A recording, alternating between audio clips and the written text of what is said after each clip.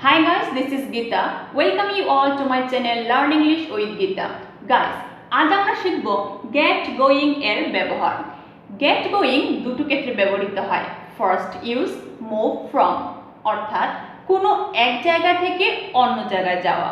Second use start to do something অর্থাৎ কোনো কাজ শুরু করে দেওয়া। এবার কোনো এক জায়গা থেকে অন্য জায়গায় যাওয়া অর্থে গেট গোয়িং এর ব্যবহার দেখব। যেমন তুমি তোমার বন্ধুকে বলছো চল কলেজে যাই, let's get going to the college. ধরো তুমি স্কুলে যাওয়ার জন্য তৈরি হয়েছো, হঠাৎ এমন সময় কেউ এসে তোমার সাথে গল্প করতে শুরু করে দিয়েছে, তখন তুমি তাকে বলছো আমাকে এখন যেতে হবে, নয়তো আমি স্কুল বাস ধরতে পারবো না। I need to get going, otherwise I will not catch the school bus.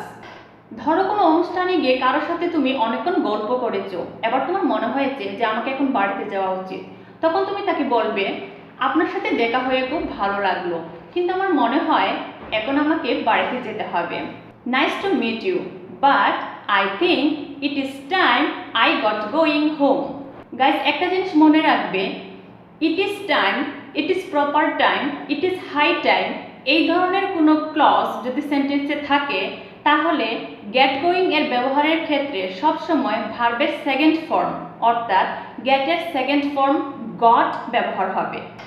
এবার স্টার্ট টু ডু সামথিং অর্থাৎ কোনো কাজ শুরু করে দেওয়া অর্থে গেট গোয়িং এর ব্যবহার দেখব। যেমন এখন জাতীয় সঙ্গীত শুরু করে দেওয়ার যথার্থ সময়, ইট is proper time we got going national anthem. Ram মন্দির নির্মাণের কাজ 2020 সালে শুরু হয়েছিল।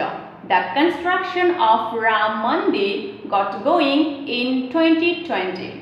আই হোপ গাইস তোমরা এই টপিক খুব ভালোভাবে বুঝতে পেরেছো।